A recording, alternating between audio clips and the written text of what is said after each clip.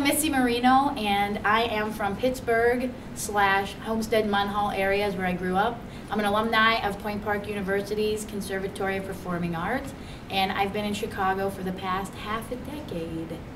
My name is Matt Gottlieb. I'm from Atlanta, Georgia, via Washington, D.C. I went to the University of Maryland, so that's actually outside of Washington, D.C.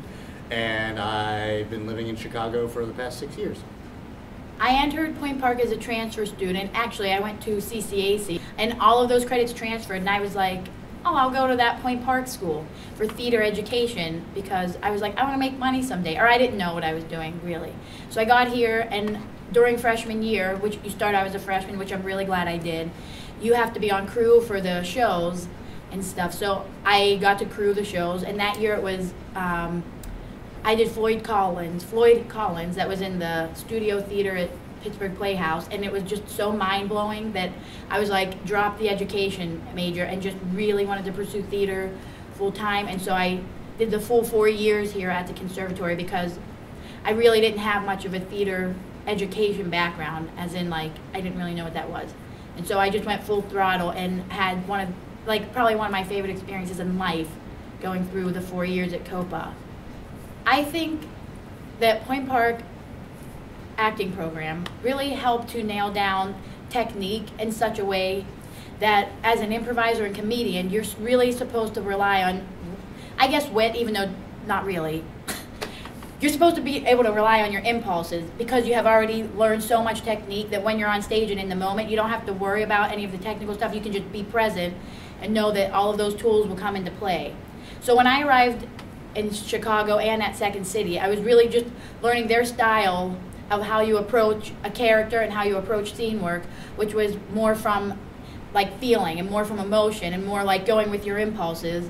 So I would see a lot of people be very rough, and which is cool on one level, but they didn't know how to just drive in and attack something emotionally or have like an objective immediately. And having learned so much Waxberg, which I really hope Rich Keitel is still using that book, where you learn how to be like, I need to use an adverb and a verb to nail exactly what my objective is for this character. We nailed that so much here that I knew how to lay down a whole character's arc, that to bring those concepts into improv, I was able to sharply get to where I needed to get to in a scene.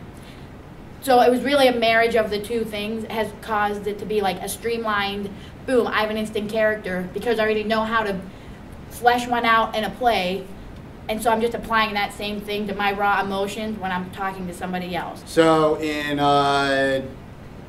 2008? Yeah. Something like late 2008 or early 2009, yeah. I approached Missy and Israel, another guy in our band, and asked them if they wanted to partake in this music project that I've had in my mind. And we got together and we workshopped a whole bunch, and out of that came Reset List, which is basically, when it comes down to it, an improvised, a completely improvised, interactive rock concert. Slash experience. And it's all based on audience suggestions, so an audience member will throw out the title of a song, and we will improvise that. So yeah, we chord progressions, lyrics, harmonies, dance breaks. We used to have a saxophonist who do crazy sax solos. And accordion, melodica. But basically we kind of are under the guise of we're a band that you love, and we prompt the audience to play with us by having them suggest any of the songs they love that we wrote already. We get to have the fun, like, emotional connection of doing, I guess, like scene work.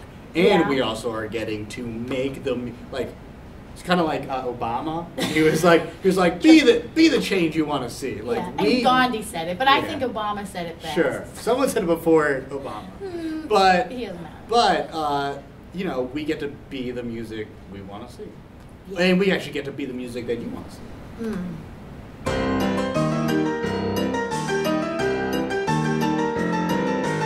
Wait, what was the question? No, I'm kidding.